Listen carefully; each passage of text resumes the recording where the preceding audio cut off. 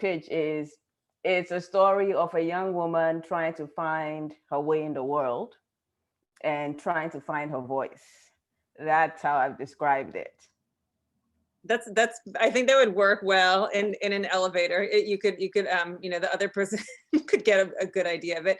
And so why is this, I mean, this is your first novel, right? Why is this the book that you decided was sort of, worthy of being, getting your attention for a very sustained amount of time? Mm.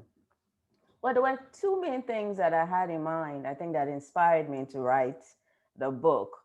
One was I'm very interested in stories of Ghanaian women, African women, Black women just doing regular things.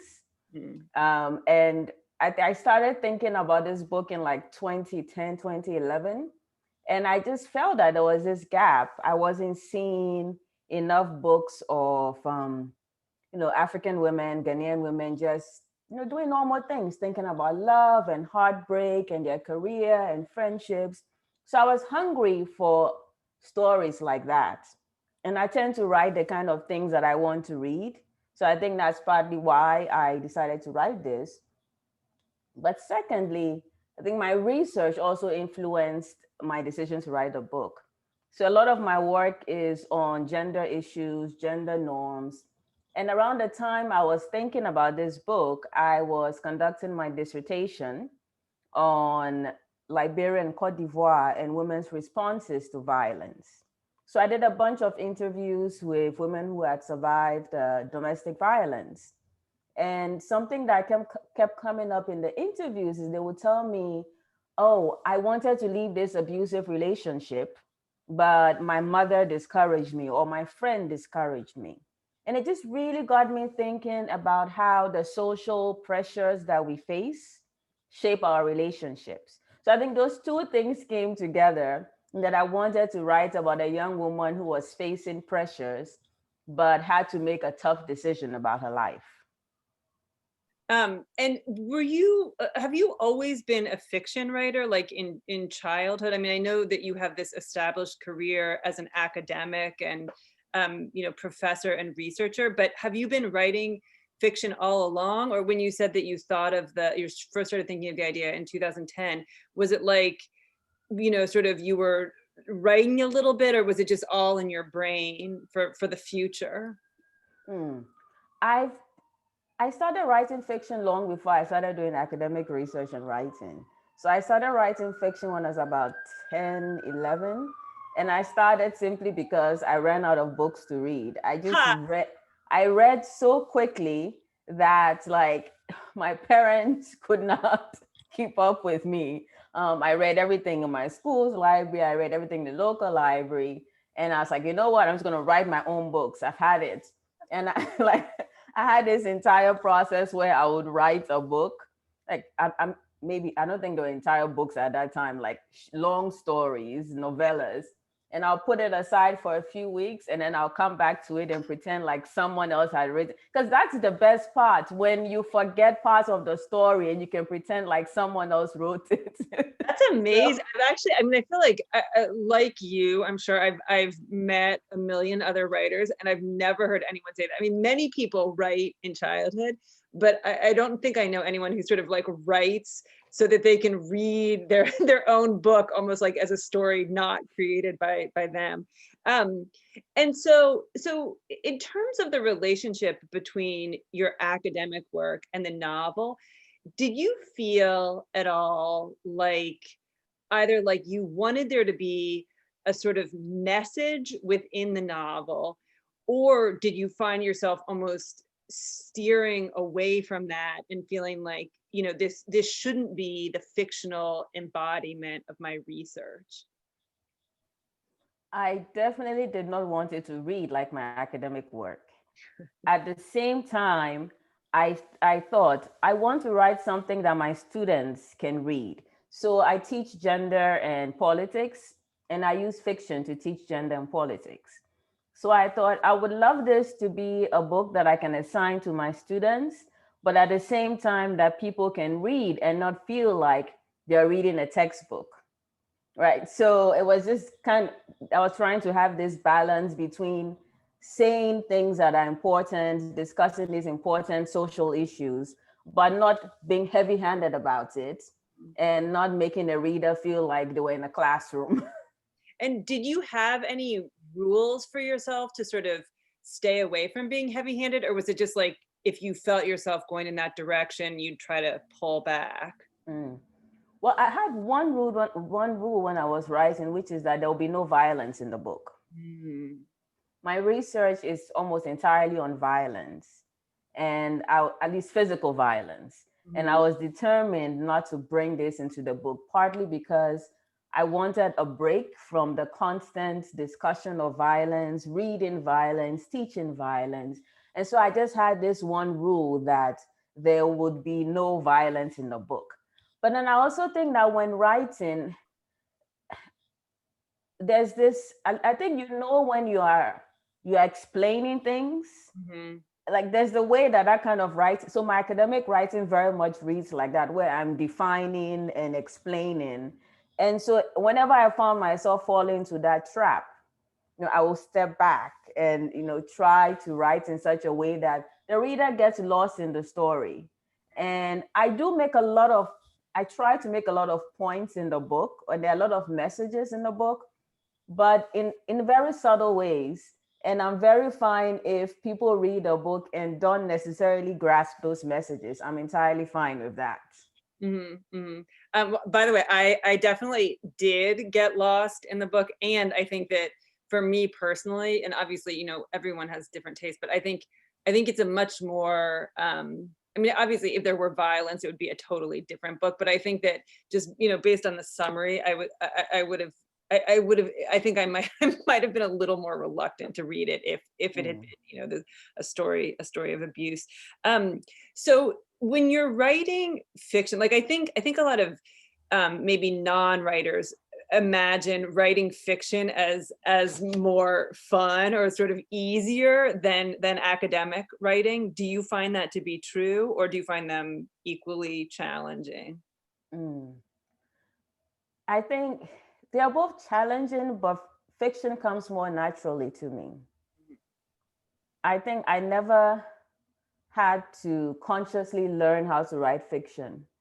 I Mhm. just read so much that I was like, well, I guess that's how fiction is written. And so I just wrote fiction.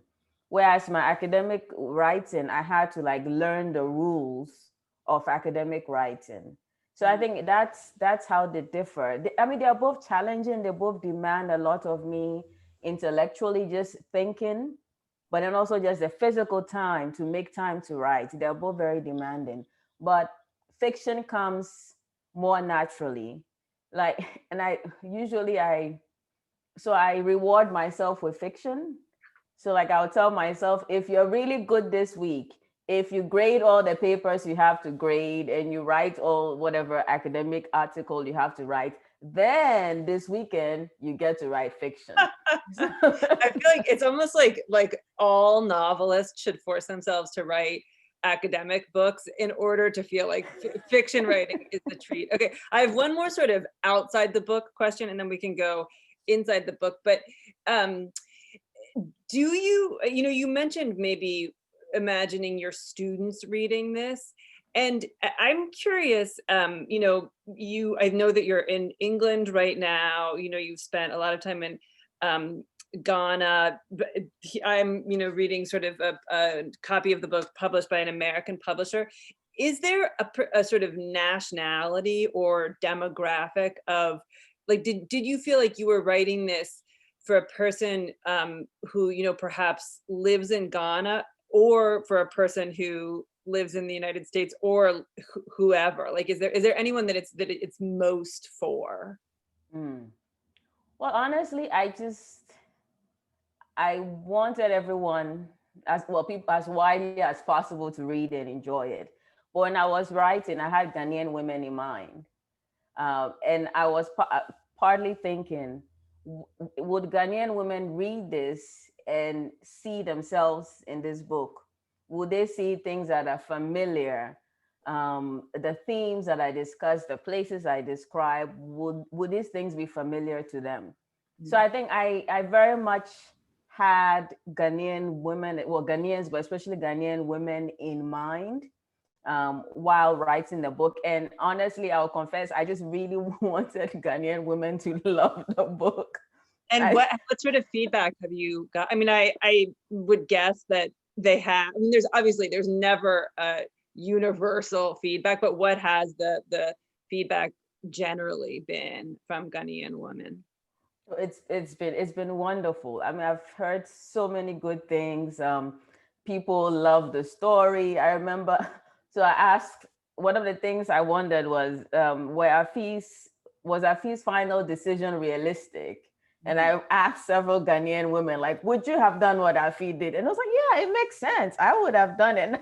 That just made me so happy because I was worried people would say, well, that is insane. No one would ever do that. So yes, the feedback has just been incredible. Um, that's so lovely. Do you have a favorite character in the book, or a character that was the most fun to, write his or her dialogue? Evelyn, and I feel guilty about this because I feel like Afi should be my favorite character. I was about to say Evelyn is my favorite, actually. Oh. I think she deserves her own novel, but just putting that out there. Yeah, Evelyn is hands down my favorite character. And I've asked myself why. And I think it's partly because I want to be like her. I just love the way she moves through the world and she knows what she wants. She does what she wants. And secretly, or maybe no longer secretly since I'm saying it here, I think I want to be more like that. Who wouldn't want to be more like Evelyn?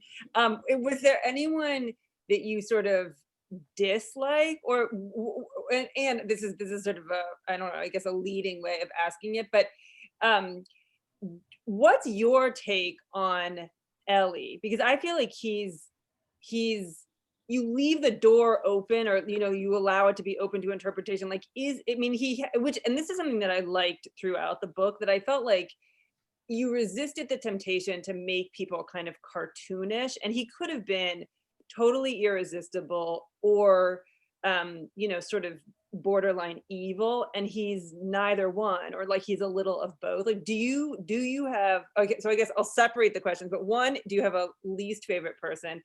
Like, do you like Auntie or whatever, and then two, specifically, what's your opinion of Ellie? Least favorite person is Togan Pius, Afi's Someone uncle. just said, actually, an audience member just said, the uncle was awful! Exclamation. He's like, I do not like him. Like, I had a physical, like, I was writing him and I was always angry when I wrote him. I had like a physical reaction to him. So yes, he's my least favorite character for his attempts to control and take advantage of people. And Ellie, I love the way that you describe Ellie. He's very much a complicated character, and it's not easy to put him in any box. And I did that on purpose because I thought it would have been so easy to hate him if I'd made him this person who had all these flaws and no redeeming qualities. But it's not so simple. And that makes the decisions that Afi has to make so much harder, because if he was just a terrible guy, I would all say, well, yeah, leave him. He's this terrible person, but he's not. Right. And so I just really wanted to write a character that was complex, had many sides, and I guess would make whatever Afi did less easy. I guess that's the way I was thinking about it. I think he's a nice guy. He's a nice guy, but at the same time, he's selfish. And I think it's possible to be nice and also selfish at the same time. Yeah. I agree. That's exactly how I perceive him as a reader. I know that, and I sort of heard this through the Hello Sunshine grapevine, that you originally had written a different ending, or had a different ending in mind. Can you tell us about that? So I don't know if everyone has read the book, so I don't know if I can spoil the ending. Well, can you tell us the alternate, and or is it impossible? If it's impossible. Well, I think it's impossible, but so I think when I was first thinking about the book, the decision. How do I say this? Um, Afi makes Afi ends up in a very different place than where she ends up in this published version Okay, of the by the way, book. I have to tell you, I don't know if you can see the comments are exploding with Oh, people saying, really? like, tell us. Okay, how about this? If you don't want to know, put your hands over your ears, or like mute the thing, and then I'll give the thumbs up when it's safe. So just like if you don't know, then like yeah, okay, then like whatever, go like this, and then we'll go like this when it's safe to move forward. Okay, if you're comfortable with this. I'm fine. I'm fine. If people want whatever, if people I think want that to people mute. have spoken. Okay, okay. So in the earlier versions of the book, Afi ends up with someone else. And she ends up with Abraham, I who thought there might be a little. yes, who she met a couple of times. And two things happened. As I was writing, the character was growing in such a way that it didn't make sense for her to end up with Abraham, in that she became, and I should say that before I begin writing, I tend to spend a lot of time, sometimes even years, just thinking about characters and plot. So Afi ending up with Abraham was in my head when I first plotted it. And then I start writing, and the character takes on a life of her own. And she begins to make demands, and she begins to speak out. And it just didn't make sense that she would end up with this man who had these characteristics that I felt like she would not leave one relationship that was unhappy and end up in another one with such a person. But also, I felt that it was important that she not be rescued by a man. Mhm. And to, to I think when we think of a happy ending, for a lot of people, it's like with she ends up with the Prince Charming. But I wanted a different kind of happy ending, where she is happy by herself and I guess grows. And this doesn't mean that she never ever ends up with anyone, but just at that moment, she's not with someone else. Okay. Yeah, no, that's I think that you definitely achieved that. Okay, wait, I'm gonna make my it's safe to come back for like the one or two people who turned away. Uh so one thing that was sort of interesting to me, like I occasionally thought of Jane Austen as I was reading, and I thought about, the way that sort of financial interests or self-interests and romance and marriage are so intertwined. I mean, one, historically and in life, and for Austen. And did you think, as you were writing, did you ever think of Jane Austen, or are there other writers who you feel have tackled the subjects that you're interested in?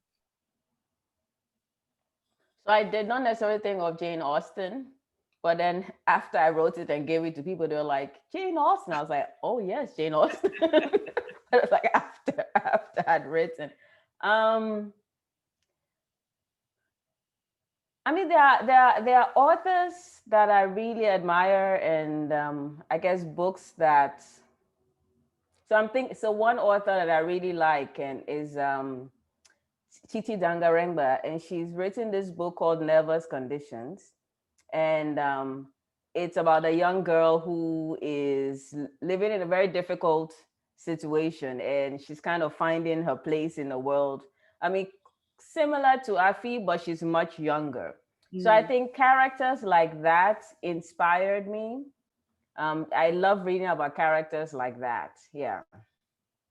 Wait, it's called Nervous Conditions. Nervous Conditions, and her current book, is it This Mournable Body, is shortlisted for the Booker Prize, I believe. Oh, wait, will you say her name one more time? Titi Dangarengba.